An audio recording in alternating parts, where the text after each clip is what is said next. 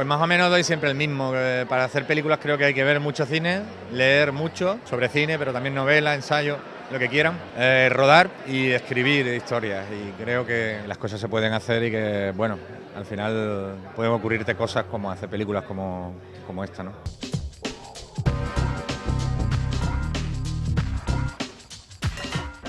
Es complicado porque ahora mismo yo creo que lo que más alegría me está dando es la alegría que creo que han provocado los premios en los demás, porque a mí no me está dando tiempo a prácticamente hacer nada, porque estoy todo el día para arriba y para abajo, fundamentalmente haciendo entrevistas y no me ha dado tiempo ni de celebrarlo todavía, la verdad.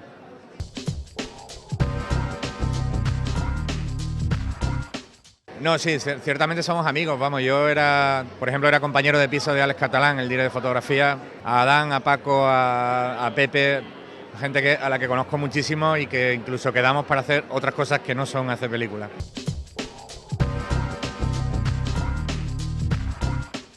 Bueno, tiene sus cosas, su parte buena y su parte mala, pero casi todos son ventajas. La parte mala está que a veces, como nos conocemos tanto, casi nos perdemos el respeto, pero la parte buena que hay una compenetración y una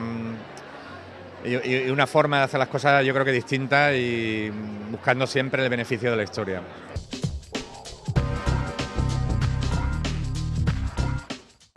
Sí, hombre, yo pienso que lo local realmente se vuelve universal.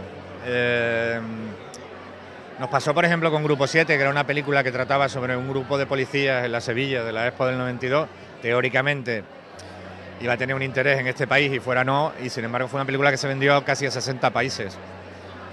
Y luego se convirtió, se hizo más dinero con lo que se vendió fuera que con lo que se recaudó en España. Muchas veces lo local termina convirtiéndose en universal.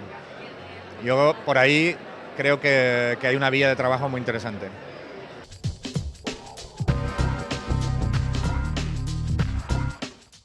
Bueno, el guión, no estuvo guardado el guión, estuvo guardado un tratamiento que apuntaba a una posible historia que era una investigación criminal en las marismas y no salió del cajón hasta 2012, esto lo escribimos en 2005, y no salió del cajón hasta 2012 porque encontramos un poco el contexto de la transición, que es lo que nos pareció que realmente le daba peso a la historia. Y por lo de True Detective sí que me han preguntado muchas veces. La película se inspira visualmente en las fotografías de Atinaya, de un fotógrafo sevillano que durante los años 90 se dedica a fotografiar las marismas del Guadalquivir y a la gente que vive allí. Y la única conexión con True Detective es que Raúl, en un momento en el que estaba montando, de pronto me manda una foto y me dice que era de Matthew McConaughey y de Woody Harrelson, con un texto que decía, nos han copiado.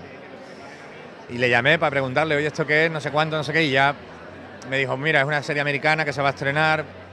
Ya la vi, y es cierto que hay cosas que se parecen mucho, pero yo creo que, bueno, películas o series de dos policías, me parece que llevamos mucho tiempo viendo.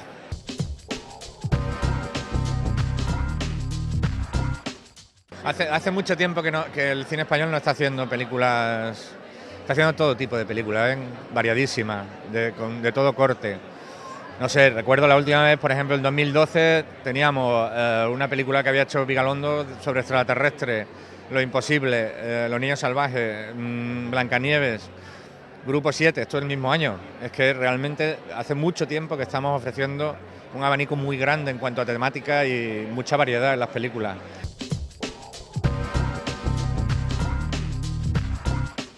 Me parece que hay interés por revisar nuestra historia más reciente y la prueba es que creo que el millón de espectadores tiene algo que ver con eso, con que probablemente estemos pensando incluso en el modelo de país que hemos construido.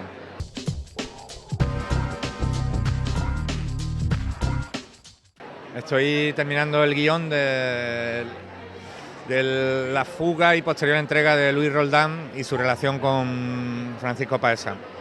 Es una historia basada en un libro de Manuel Cerdán que se llama Paesa, el espía de las mil caras.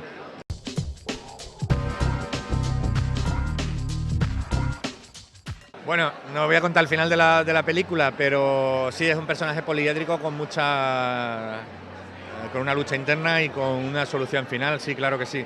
Es que a mí me parece que si los personajes no son dos cosas al mismo tiempo, como lo somos nosotros, como lo es el ser humano, no me interesan. Eso no es mío, sino del otro guionista, de Rafael Cobo, que es tremendamente supersticioso. De hecho, yo no me había dado cuenta, pero dijo, ¿te has dado cuenta de que ganamos el Goya Mejor Guión? Y era 7 de febrero. Y la verdad es que no me había fijado, pero es verdad.